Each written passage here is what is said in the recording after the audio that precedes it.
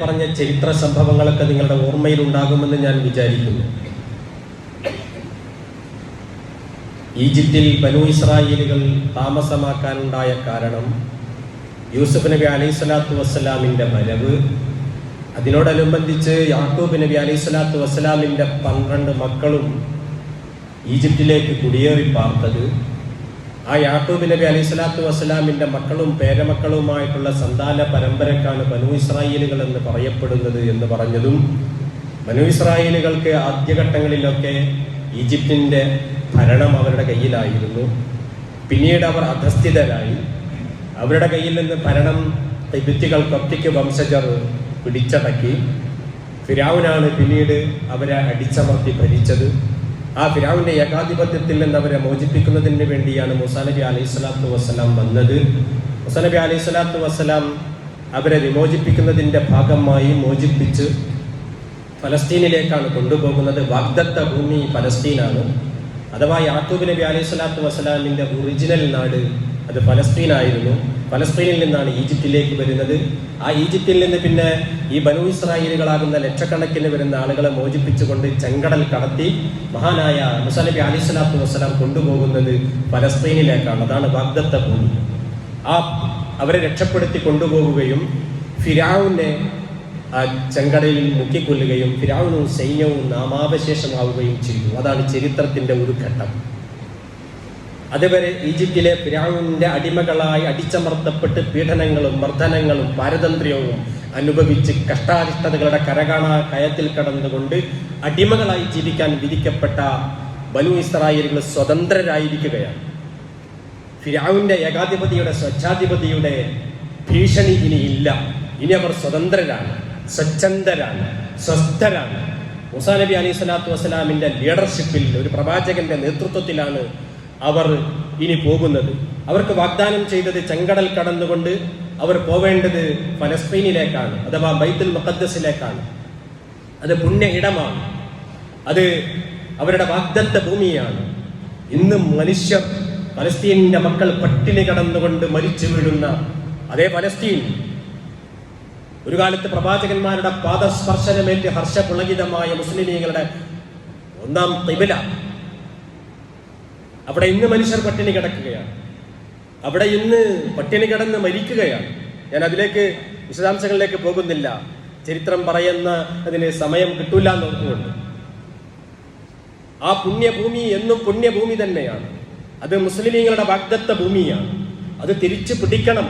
അത് തിരിച്ചു പിടിക്കേണ്ടത് ഫലസ്തീനികളുടെ മാത്രം കടമയല്ല, അത് തിരിച്ചു പിടിക്കേണ്ടത് ലോക മുസ്ലിമീങ്ങളുടെ കടമയാണ്. അവിടുത്തെ മനുഷ്യർ പട്ടിണി കിടക്കുമ്പം ആ പട്ടിണിക്ക് മറുപടി പറയേണ്ടത് ലോകത്തെ മുഴുവൻ മുസ്ലിമീങ്ങളുമാണ്, മുഴുവൻ സമ്പന്നരുമാണ്, മുസ്ലിം അധികാര രാഷ്ട്രങ്ങളാണ്. അതവിടെ കിടക്കട്ടെ. ആ ഭൂമിയിലേക്കാണ് മൂസാ നബി അലൈഹി സ്വലാത്തു വസ്സലാം അവരെ കൊണ്ടുപോകുന്നത്. പക്ഷേ പോകുന്നതിന്റെ മുമ്പ് അവർ ചെങ്കടൽ കടന്നുകൊണ്ട് സീനാ താഴ്വാരത്തിലെത്തി നിൽക്കുകയാണ്. അങ്ങോട്ടുള്ള വഴിമധ്യേ സീനാ താഴ്വാരം എന്ന് പറയുന്ന സീനാ പർവ്വത നിരകളുണ്ട്. 7500 ചില്ലാനം അടി ഉയരമുള്ള മഹാപർവ്വതവും ആ പർവ്വതത്തിന്റെ ചുറ്റുഭാഗത്ത് നിൽക്കുന്ന താഴ്വാരം സീനാ ഉപദ്വീപ് എന്ന് പറയുന്ന പ്രദേശം. ആ സീനാ താഴ്വാരത്തിൽ വനാന്തരങ്ങളിലും മരുഭൂമികളിലുമായിട്ടാണ് അവർ ഇപ്പോൾ താമസിക്കുന്നത്.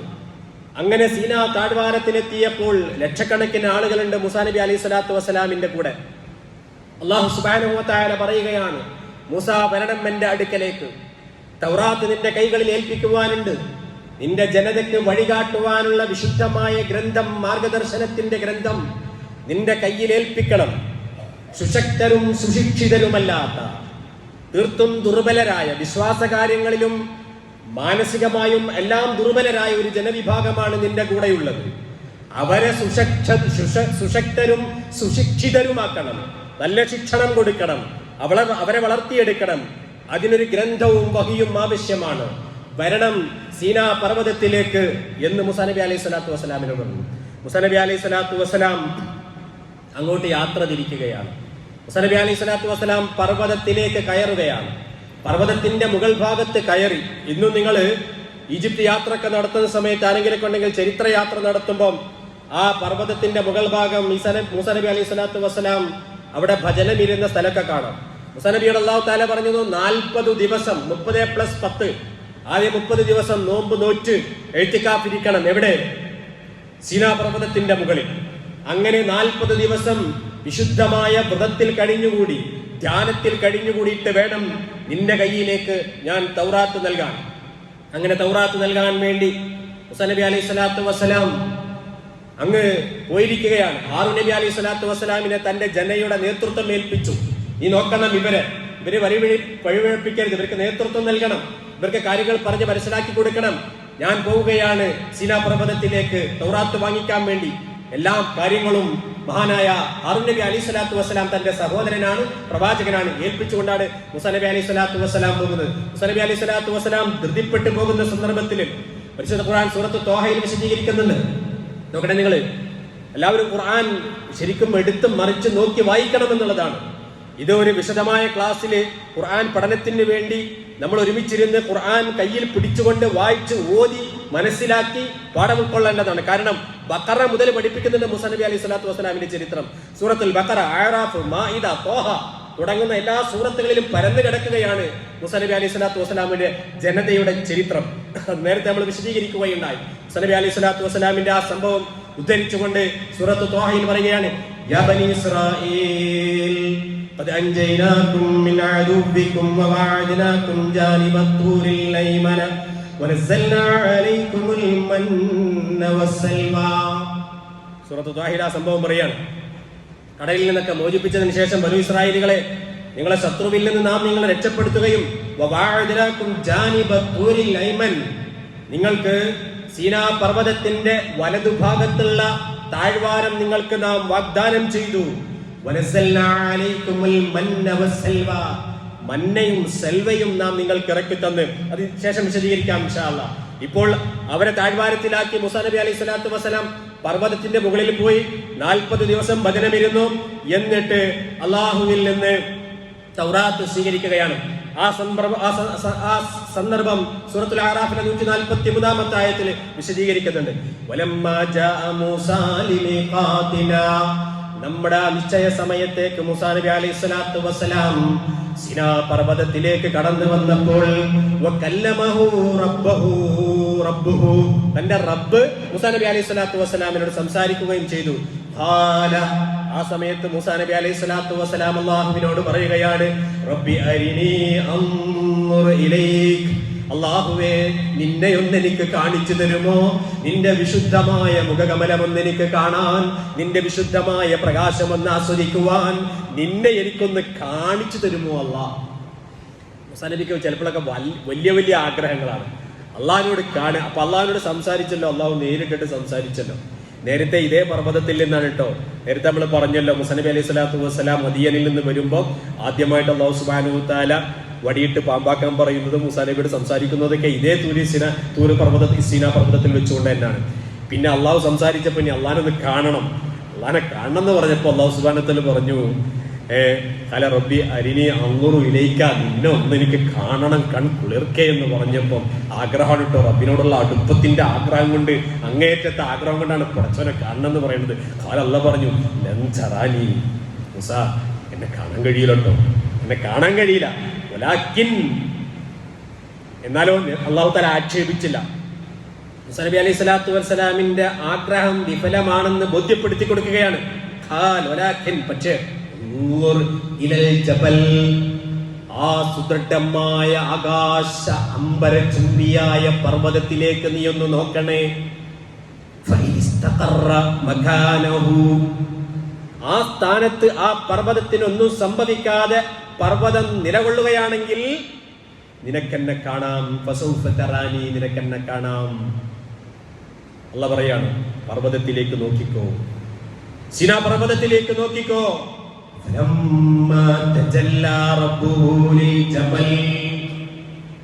ആ സമയത്ത് അള്ളാഹുവിന്റെ പ്രകാശം സിനാ പർവ്വതത്തിന്റെ മുകളിൽ പ്രത്യക്ഷപ്പെട്ടപ്പോൾ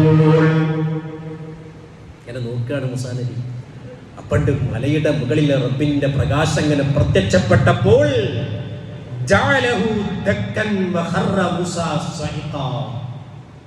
ആ പർവ്വതം പപ്പടം പൊടിയുന്നത് പോലെ പൊട്ടിപ്പിളർന്നുപോയി.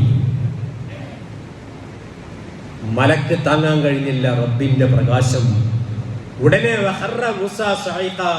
മൂസാ നബി അലൈഹി സ്വലാത്തു വസ്സലാം ബോധം കെട്ടങ്ങ് വീണു.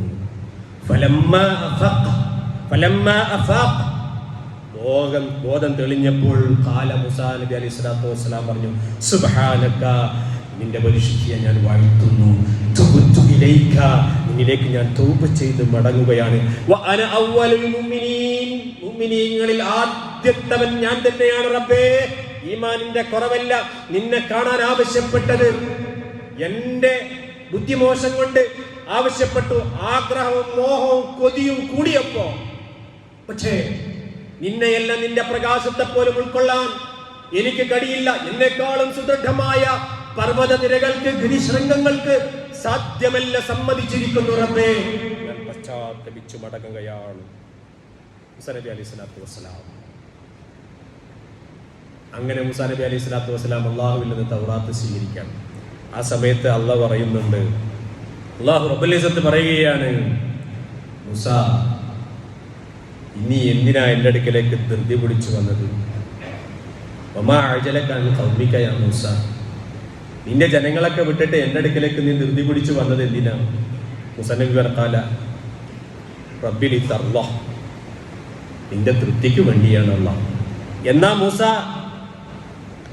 ഫഇന്നാ ഖദ് ഫതന്നാ ഖൗമക മിൻ ബഅദിക വഅളല്ലഹുമുസ് സാമിരി, നീ ഇങ്ങോട്ട് വന്നതിന്റെ ശേഷം നിന്റെ ജനങ്ങൾ വഴിപിഴച്ചു പോയിട്ടുണ്ട്, അവരെ സാമിരി വഴിപിഴപ്പിച്ചിട്ടുണ്ട്.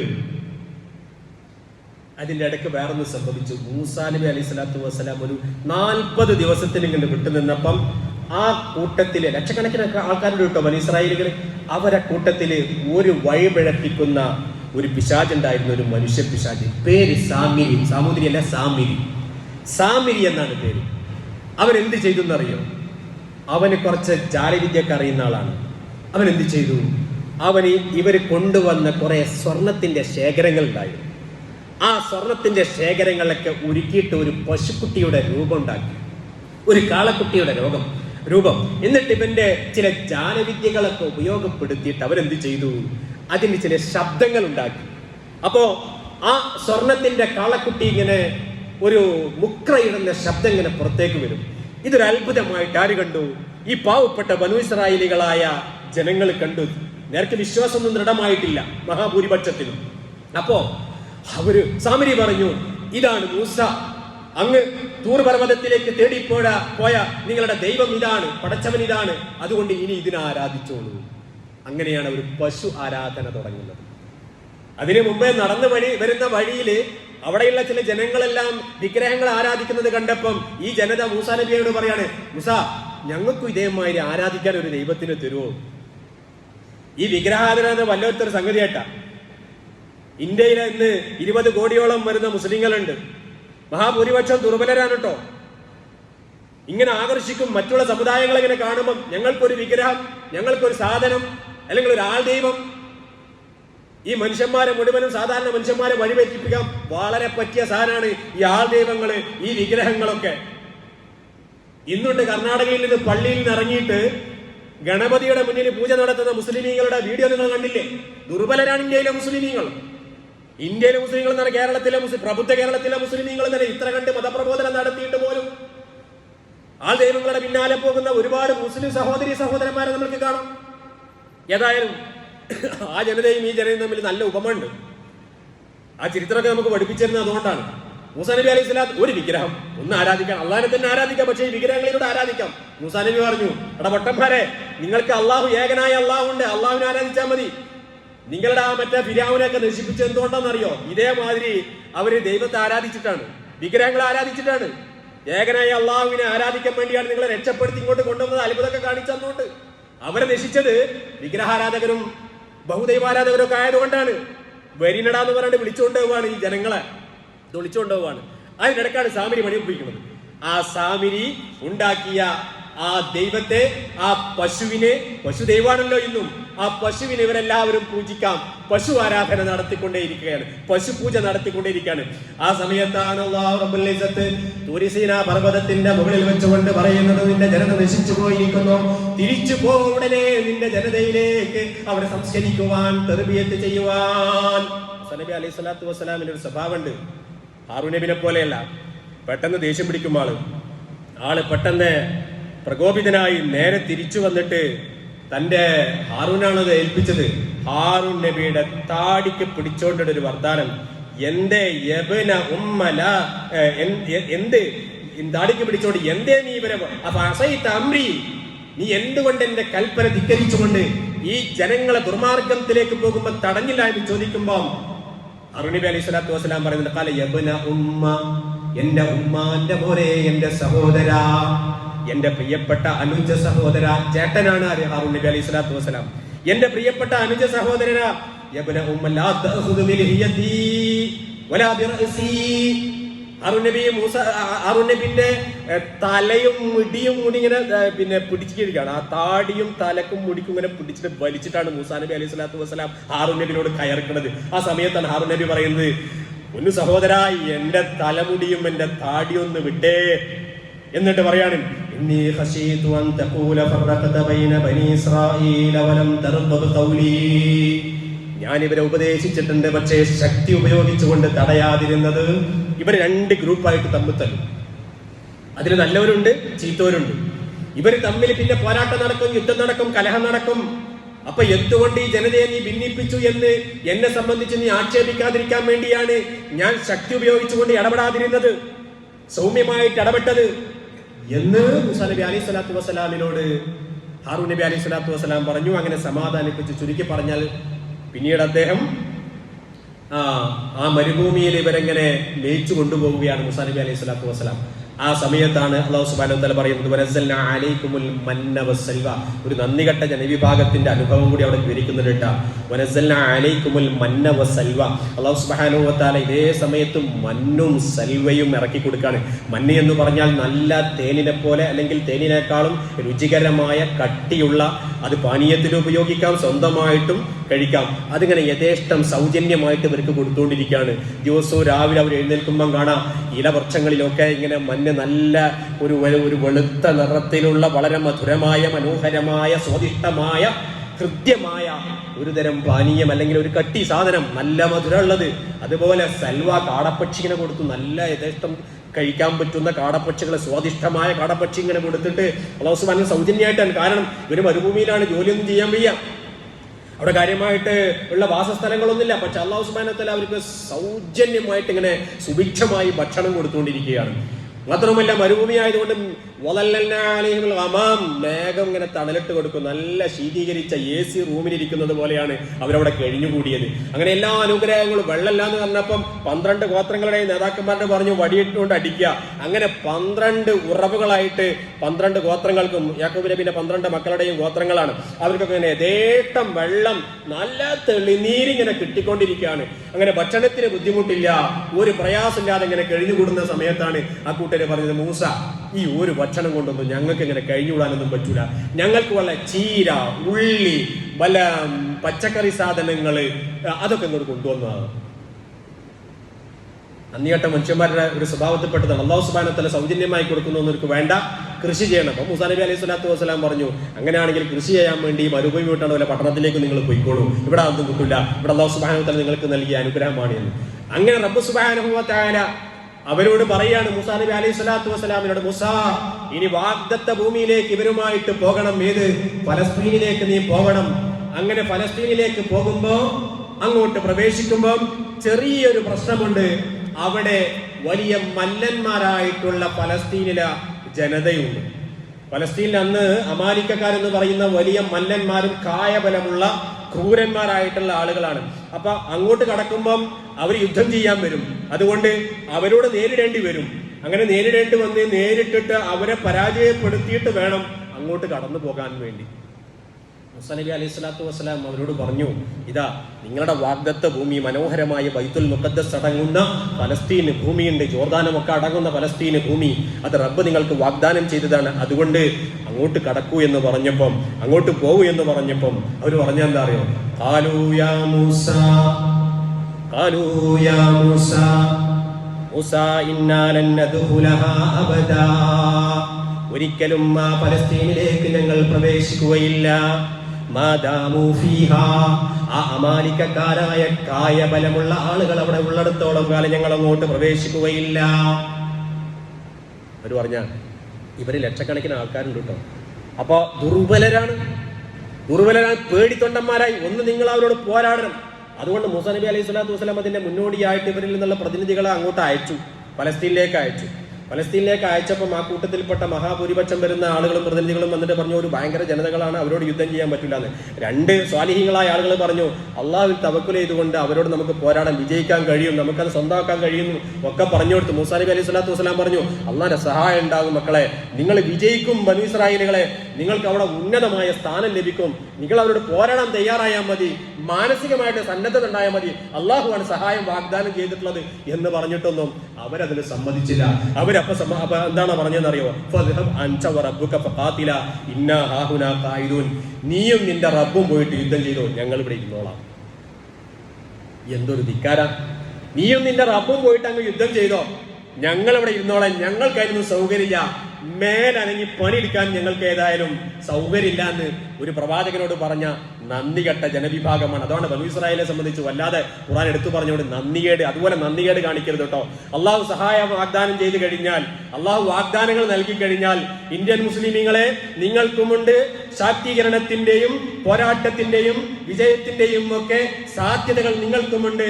അതുകൊണ്ട് ഒറ്റക്കെട്ടായി ശക്തി പ്രയോഗിച്ചുകൊണ്ടും ബുദ്ധി പ്രയോഗിച്ചുകൊണ്ടും ദീനിനെ ഉപയോഗപ്പെടുത്തിക്കൊണ്ടും അള്ളാഹുവിന്റെ സഹായം പ്രതീക്ഷിച്ചുകൊണ്ടും നിങ്ങളും മുന്നേറണം. ഒറ്റക്കെട്ടായി ഒരുമയോടുകൂടി നിങ്ങൾക്കും വിജയമുണ്ട് എന്നാണ് പരിശുദ്ധ ഖുർആൻ നിങ്ങളോടും എന്നോടും പറയാതെ പറഞ്ഞുകൊണ്ടിരിക്കുന്നത്. അതാണ് ബനൂ ഇസ്രായേലുകളിലും പാഠമുണ്ട് എന്ന് പരിശുദ്ധ ഖുർആൻ നമ്മോട് പറഞ്ഞുകൊണ്ടിരിക്കുന്നത്.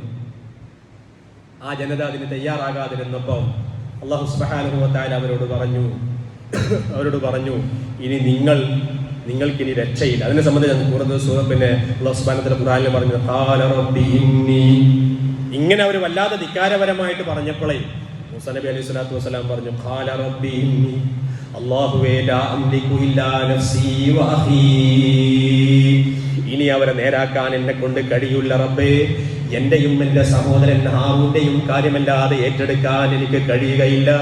ഫഫ്റുഖ് ബൈനനാ വ ബൈനൽ ഖൗമിൽ ഫാസിഖീൻ, അതുകൊണ്ട് ഈ തമ്മാടികളായ ജനങ്ങൾക്കിടയിലും ഓർക്കണേ, എത്ര കഷ്ടപ്പെട്ട മനുഷ്യന്മാർക്ക് വേണ്ടി ദുനിയാവ് ആഹാരം ഉണ്ടാക്കി കൊടുക്കാൻ വേണ്ടി കഷ്ടപ്പെട്ട ഒരു മനുഷ്യന്റെ ത്യാഗനിർഭരമായ ജീവിതം മുഴുവനും അവർക്ക് വേണ്ടി ഒടിഞ്ഞു വെച്ച ഒരു പ്രവാചകന്റെ വേദനയുടെ ഉള്ളുകളിൽ തട്ടിക്കൊണ്ടുള്ള വാക്കാണ്.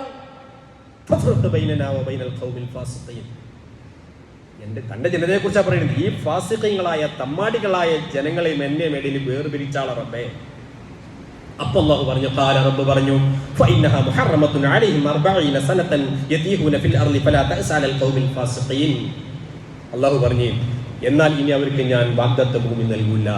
40 കൊല്ലം അവർ ഈ ഭൂമിയിൽ, ഈ മരുഭൂമിയിൽ ചുറ്റി തിരിഞ്ഞ് നടക്കണം, അസ്തിത്വമില്ലാത്ത ഒരു ജനതയായി. ഇനി എന്റെ അനുഗ്രഹങ്ങളൊന്നും അവർക്കില്ല, എല്ലാം തടയപ്പെട്ടവരായി. വാഗ്ദത്ത ഭൂമി കാണിച്ചു കൊടുത്തിട്ട് അങ്ങോട്ട് പോകാൻ സന്നദ്ധമല്ലാതെ നന്ദികേട് കാണിച്ചവർക്ക് യതീഹൂന, അവരിങ്ങനെ ചുറ്റിത്തരിഞ്ഞലഞ്ഞ് നടക്കട്ടെ, ഇവിടെ വേണ്ട അവർക്കൊന്നും എന്ന് അല്ലാഹു സുബ്ഹാനഹു വ തആല തീരുമാനിക്കുകയും ആ ജനത 40 വർഷക്കാലം അങ്ങനെ അസ്തിത്വമില്ലാതെ ചുറ്റിക്കറങ്ങി ആ തലമുറ അവസാനിച്ചതിന് ശേഷം പിന്നീട് യൂശാ നബി അലൈഹി സ്വലാത്തു വസ്സലാമിന്റെ കാലഘട്ടത്തിലാണ് പലസ്തീൻ പിന്നിലേക്ക് ബനൂ ഇസ്രായേലുകൾ കടന്നു ചെല്ലുന്നതും അത് ജയിച്ചടക്കുന്നതും അവരെ ഭരണം നടത്തുന്നതും. മഹാനായ മൂസാ നബി അലൈഹി സ്വലാത്തു വസ്സലാം തന്റെ അവസാന നിമിഷത്തിൽ ഇവിടെ ഇക്കരയിൽ നിന്നുകൊണ്ട് അങ്ങ് പലസ്തീന് ഭൂമിയിലേക്ക് പർവ്വതത്തിന്റെ മുകളിൽ നിന്ന് നോക്കി കണ്ണീരൊലിപ്പിച്ച് കരഞ്ഞുകൊണ്ട് തനിക്ക് വാഗ്ദത്തം ചെയ്ത ഭൂമി തന്റെ ജനതയുടെ ഈ തോന്നിവാസം കൊണ്ടും ഈ സന്നദ്ധതയില്ലായ്മ കൊണ്ടും അർപ്പണബോധമില്ലായ്മ കൊണ്ടും നഷ്ടപ്പെട്ടുവല്ലോ എന്ന് കണ്ണീരൊലിപ്പിച്ച് കരഞ്ഞുകൊണ്ട് അവിടെ വെച്ചുകൊണ്ടാണ് മഹാനായ മൂസാ നബി അലൈഹി സ്വലാത്തു വസ്സലാം ഈ ലോകത്തോട്